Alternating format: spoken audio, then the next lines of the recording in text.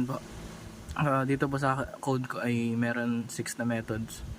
So una ay to trim, to compare, to offer, to lowercase, to replace, at saka to separate with a comma. So naglagay ako dito ng right line kung saan ay para mamili kung ano yung methods na pipiliin. So if num is less than or equal to 6, so ito yung, kasi 6 lang siya, so 6 lang ilalagay natin dito. So ayan, naglagay ako ng input ng user dito kung saan nilalagay yung text.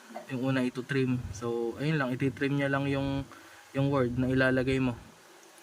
So sa number 2 naman ay yung to compare, i-compare niya lang yung word kung pareha siya. Pag pareha silang word, halimbawa ay Ezekiel, dalawang word, ay magtutro siya, pero pag ibang word, Ezekiel Arandia, magfo-false siya. Ganun.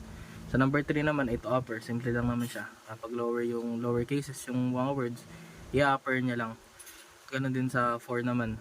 Kabaliktad naman siya. Pag malilate naman siya, gagawin naman siyang uppercase.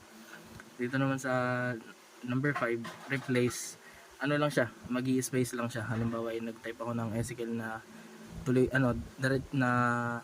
diretso, lalagay niya siya ng space sa gilid. Ganun.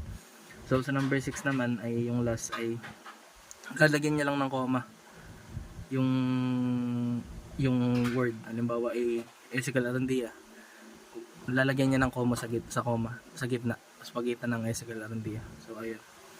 So consider right line lang sa else kasi hanggang 6 lang. So else ka dito.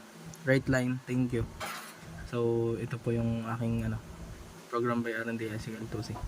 Yun lang po.